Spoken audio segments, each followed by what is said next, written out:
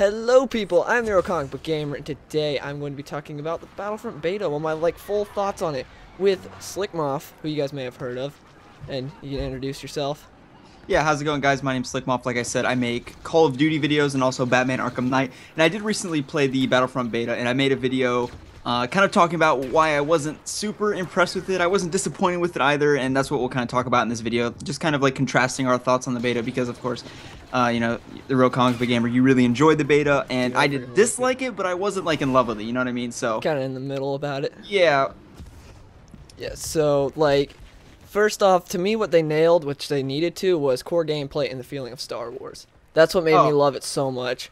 Like, absolutely. the core gameplay, I think everything runs smooth. It's besides flying on PC, which when I made my my video, my thoughts on the beta. That was when I was like 7 hours in. I have 17 hours total now, but that I've had used the starships a couple times. I was like, oh, the flying's fine. But then when I actually went into it and started going into it, I was like, okay, this is not too great, because in the alpha it was terrible. They improved upon it greatly from the alpha, but in the alpha the flying was terrible, but it's still not good. It's made for controller. How was flying on Xbox? Did you play on Xbox? Yeah, well, I'm terrible at it, like I didn't really play Battlefield, yeah, Battlefield, which obviously, DICE made that game too, and the flying's somewhat similar, not the best, but I'm just not very good at it. I crashed my plane pretty much every time, so what I just realized the best, way to maximize my time if I, was the unfortunate person to pick up the ability is I just kamikazed into the AT-AT. That was really the best thing I was good for, but, yeah, I totally agree about how they nailed the feeling of Star Wars. When you look at a lot of gameplay trailers these days, it's like a bunch of planes flying everywhere, and it's like super hyped up and cinematic, and it's just totally synthetic. It's not the way the game's played. This game, however, is totally the way in the trailers with, ships flying over your head and just explosions everywhere. They totally nailed it, and that's how the game actually plays, which I was really pleased with, and that's something that I definitely liked. And like I said, they nailed the feeling of Star Wars, and if you watch some of the interviews of the devs, they made sure to really match the sounds from the actual films into the game, and they ported sounds directly over. And some of the sounds are actually from the prequel films, which doesn't really make any sense, like the three. But anyway, it's well, whatever. it's like it's some sounds that were like a bit more high quality, so I'm assuming that's why they used them. Yeah, yeah. But the point is, yeah, they absolutely nailed the feeling of Star Wars. Yeah, and they like scanned in the actual objects, like the props from the sets and I stuff. saw that too. And like it's so cool when you're in the trench. Like I preferred playing in third person because to me you can play better, and that's how I play Battlefront 2. It's more classic. It's got a more old school feel. But I would play in first person just for the immersion aspect of it. And did you ever turn off the HUD and play? I did not, no. I did, dude. It's like you're in the movies completely, because you turn off the HUD, and there's nothing but like the little beta symbol in the top right. Besides that, and like everything, you're in the trenches, and you got TIE fighters going over your head. You hear the screaming of the TIE fighters, and then there's an AT-AT shooting people up. Rebels are flying everywhere. It was so great. Yeah, like they nailed the awesome, feeling of Star Wars, and I love that. And again, I the totally gameplay. agree. And yeah, one of the things you said about first and third person, not to cut you off, but yes, fine.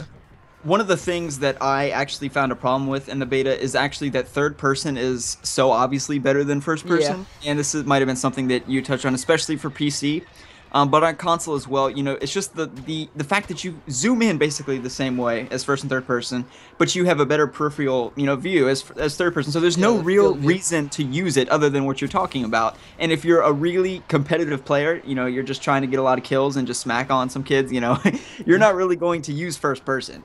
So and as a COD kid that I am, I found myself using first person, and it was like I said, I played Battlefront 2. That was like a decade ago, pretty much, or not a decade ago, but a little less than that. But so yeah, I found myself in first person, but I found that the best way to play was in third, and I didn't like that. And my idea of going into the game is that it's just preference, and that's kind of what they were selling it up to be, but it really isn't that at this point. And they can maybe switch it, maybe not. It's going to be hard to do so, but it's definitely not just preference. There's definitely one definitive way to play Battlefront. Oh yeah, third person's definitely better, but the thing that I like about that is that's the way Battlefront 2 was. It was the same way. It was like you'd play in first person because it was like it's a cool, unique thing and everything that you could play in first or third, but obviously third was better and it was preferable. It's the same this way, so I'm fine with it. I don't think they need to balance it out or anything, but yeah, I do get what you're saying, because it's obviously you're going to use third person if you want to be competitive and get like top of the scoreboard and everything, because it wouldn't make sense to use first person. Like it's just the whole reason you use it is because it's something else to do, and it immerses you in that world.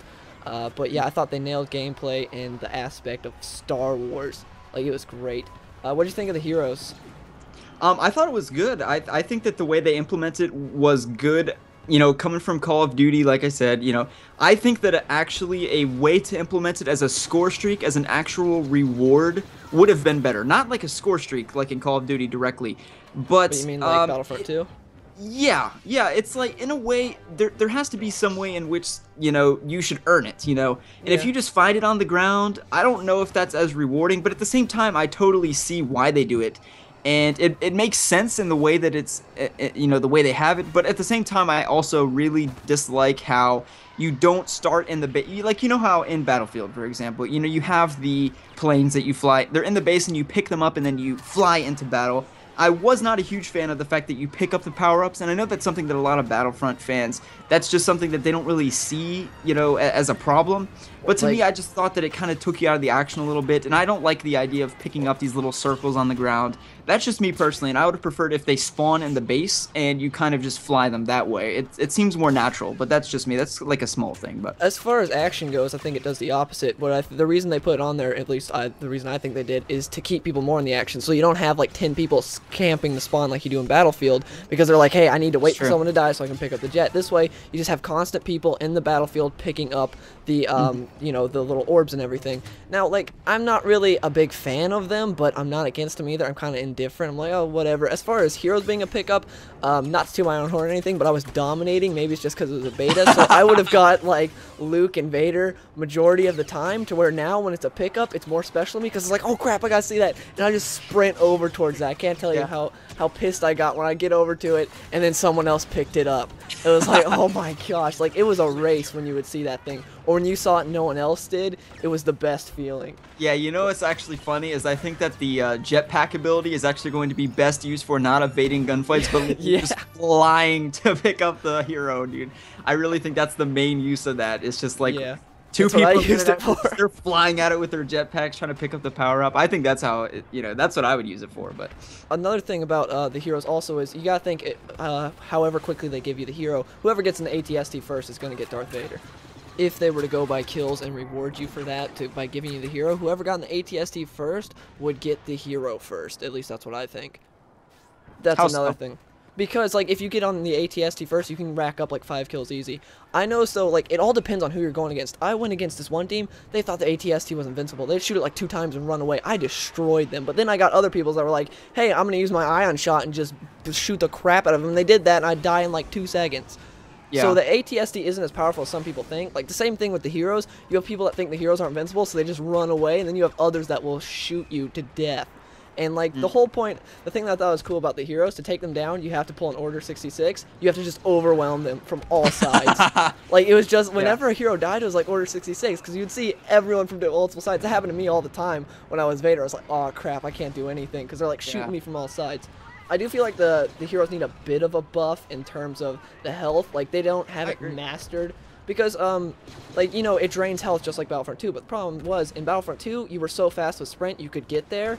In this, there were a couple times where I'd go out and I'd get, like, 1 kill, and then I was done.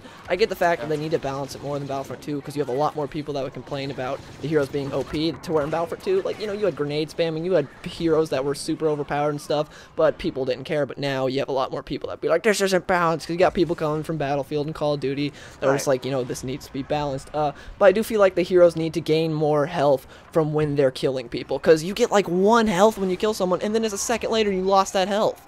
You need to get like a bit more health when you kill people. I think that would balance it out, and maybe make them a bit faster.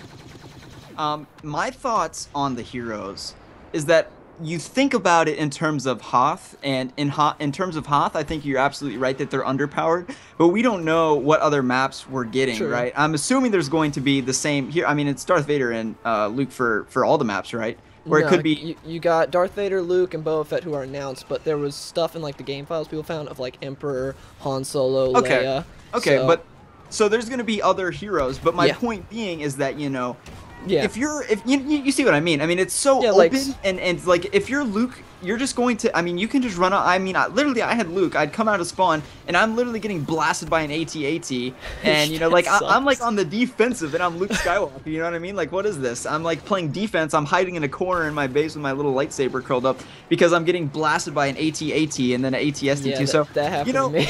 yeah. The, So the first I mean, time, not yeah, I crazy, think but it's so valid. What's up? the first time I got Luke, I spawned right next to an AT-ST and died. This was like the first minute of me playing the beta when I first logged on. I was like, Wow. Luke's right there. This is the best luck ever. Spawned right next to an AT-ST and died. It's like, this sucks. Yeah. Yeah, but I agree that maybe the thing is I think it's going to need to be different, the power of the heroes for each map, and I think that on Hoth I really do agree with you that they're going to need a buff. But like if you're talking about like maybe you have the Emperor on like I don't know the X map, but it's like super close quarters, you can literally just never die. Like, Imagine literally. the Death Star. Vader would Exactly. be unstoppable. Or like indoor, you got a bunch of trees and stuff, so it's not as open. Like that last part on Hoth, you know how you have the different sections with the uplinks. The last section with those two uplinks, it was terrible with the heroes because you were out in the open and you'd get shot at from all sides. Like Vader, you didn't stand a chance. Luke, you could at least maneuver around a bit, but Vader was so slow. Vader was deadly in Echo Base though. Like I went on a huge kill streak inside Echo Base. Yeah. Like it was great. But overall, I really enjoyed the heroes, but they do need to be buffed a bit. I'm really interested to see how Boba Fett plays out, because to me, how Boba Fett's going to balance, because you think he can shoot from far away, so he's going to be OP, but at the same time, he can't block. So he's going to be constantly losing health, so I think that's going to balance him out a bit. But I do think they need to like give you more health when you kill someone, because right now it's like 1 health, and then a second later, and you lost that 1 health you gained. So how do you think they're gonna do that? Is he just gonna be like a one-shot machine? Because that's a good point. Like he's either gonna have a lot of health because he has no defensive mechanism, at least that we know of. I mean, maybe he will. Yeah. But so he's gonna be like a one-shot machine, or he's just gonna be a tank. I don't know which, but they're gonna have to make him OP somehow. They might do like Battlefront 2 and do it a 2 burst or a 1 burst to the head. That would balance them out well, because that's better than like any other gun in Battlefront 2. And I mean, in this Battlefront. And I wonder how his jetpack is going to work. If they're going to allow you to fly around and stuff, or if it's going to be like a jump pack, except like just a longer length or something. I wonder how they're going to do that. Could you imagine just flying around with Boba Fett? That'd be so cool. Yeah, what if you could like hold in air, you know, like the jetpack that you have as like a perk or whatever it's called. You know, you can it's like a burst jump, but you could actually maybe like hold your flight, you know what I mean? Like kind of like Star Wars Episode 2, you know. Yeah, that'd be cool. Like I'm really excited to see how all the other heroes play, and they're talking about announcing other heroes. Now, one of the aspects I do really think needs to be changed with this game, though, is spawns. The spawns are pretty bad. Like, not just partner spawning, but just plain spawning. I'd spawn, and there'd be an AT-AT right there and just kill me. Like, there's a second of invincibility when you spawn. I noticed that because I'd be going into their spawn and be like, they wouldn't be taking any damage. But there's, like, only a split second of invincibility, and then after that, it's done, and you are dead. Yeah. As far as partner spawning, though, I mean, I'm kind of fine with the whole spawning in combat. People are like, you shouldn't be allowed to spawn in combat. But if you just move your cursor over the partner spawn, it shows you where they're at. And I like that because I hate in Battlefield when, like, my buddy's near someone, but he's not shooting, no one's shooting at him, and it says in combat, I can't spawn on him. Like, I just want to spawn. So in this, I like that it gives you the option, but they're going to change it to where if they're in combat, you can't spawn on them. Do people really complain about that? Yes. About partner spawning? I never saw an issue with it. I saw a couple of videos people complaining. Yeah, that's weird. I didn't see an issue with it. It is annoying. In fact, I think it's actually better for the person spawning in, and you think that they're at a disadvantage. But when you're shooting a guy, I mean, the rifles overheat fast in this game. They overheat fast, usually. Yeah. So, you know, it takes a good amount to kill them, and when you just, you know, unload into a guy, you kill him, and then his buddy literally just teleports and just appears right there, and he can just kill you. So, I don't see a huge issue with it. I'm with you on that. That wasn't my big concern.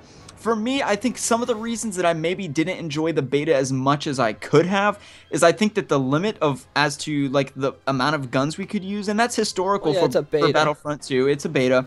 And also, I think the map, I don't think that this will be the best map in the Hoth. You know, I don't think it will be the best in the game. So yeah, guys, that is the end of part 1. Me and Slcmof talked about Battlefront for about an hour, and so yeah, I've decided to cut it into different groups, so that way it's not just one huge chunk, and you guys can watch it like one part at a time. So yeah, link in the description to go check out his channel if you want to. Please do so. He's an awesome guy. He does some really cool videos. He talks about the Arkham games, Call of Duty, Battlefront, you name it. But yeah, thank you guys for watching, and if you enjoyed this video, please give it a like.